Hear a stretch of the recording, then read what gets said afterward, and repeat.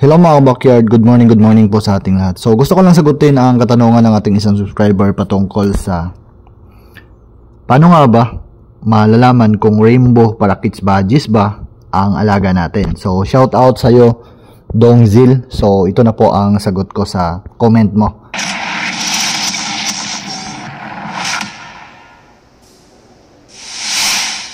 Ito ang sample natin ng rainbow mutation. Iba-iba ang kulay nila pero lahat yan considered na pasok sa rainbow mutation.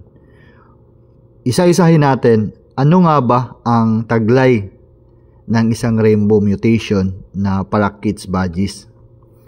Para masabi natin na rainbow ang isang ibon, so una, blue series siya. So ganyan. Blue po ang kanyang dibdib. So, katulad po sa hinahawakan ko ngayon, so, blue series po ang ibon na to. So, pasok po ito sa rainbow na mutation. At saka, pangalawa, yellow face po sila. So, yan. Isa din yan sa dapat nating tingnan.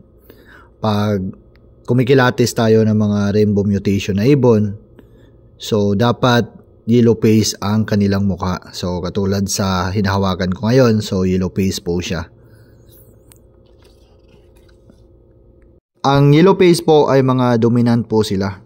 Kahit isa lang ang yellow face mo na ibinangga mo sa blue series, so makapagpalabas pa din yan na mga yellow face na mga painakay.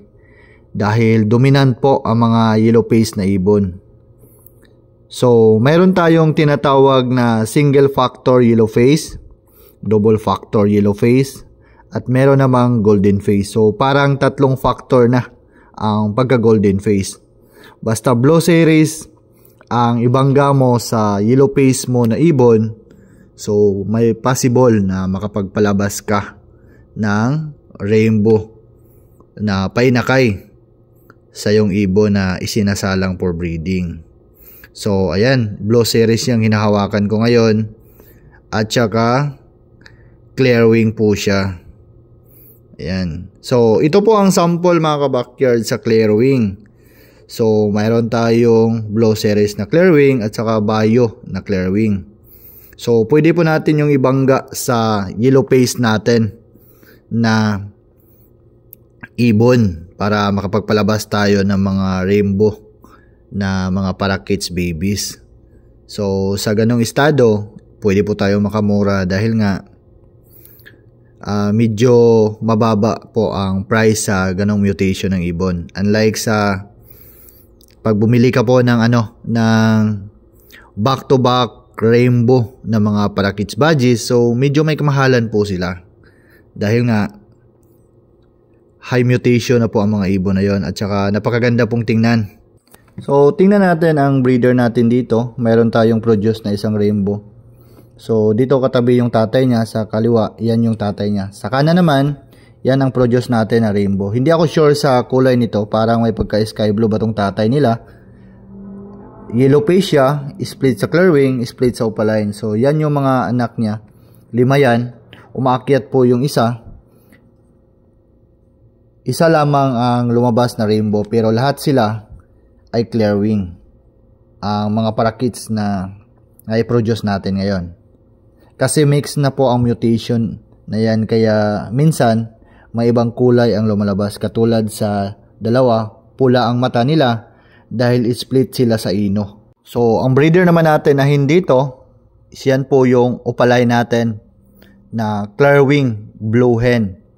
So, kita nyo yung sa likod niya sa may batok, wala yung parang kaliskis na guhit-guhit na mula sa ulo hanggang likod.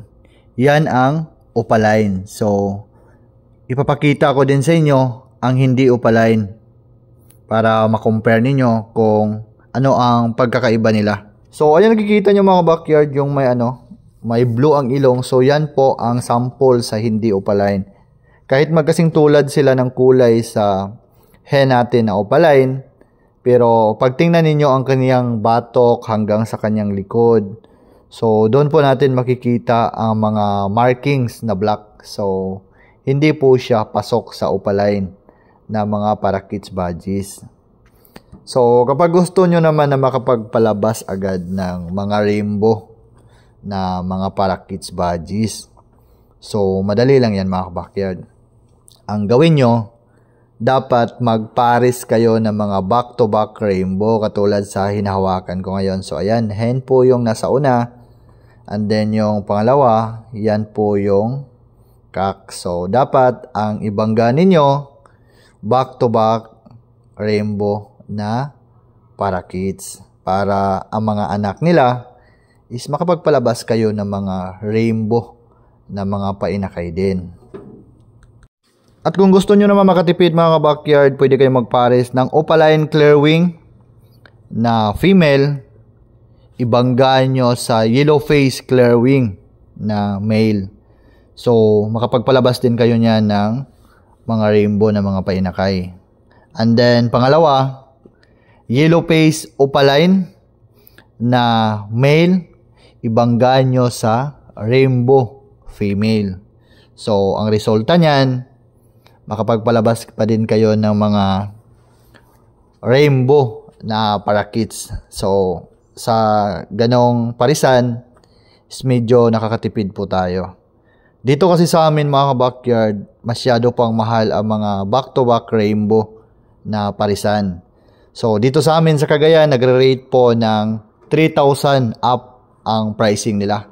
So, nagadepende pa rin po sa breeder kung magkano ang price na ibibigay sa'yo. Dahil nasa breeder po naka-base ang price rate sa kanilang mga ibon. Dahil iba-iba po tayo ng mga diskarte sa mga pagkain nila, mga diet nila, mga vitamins nila. Pero dito sa akin, nag-out po ako ng tricky. Pair na po yan, ready to breed. So, pwede na po kayo maka-avail ng mga rainbow na mga Parakits Budgies. Hanggang sa muli mga ka-backyard, maraming salamat sa panonood. At kung bago pa lang kayo sa aking YouTube channel, don't forget to like, share, and subscribe para lagi kayong updated sa mga ilalabas ko pang videos patungkol sa aking mga alaga.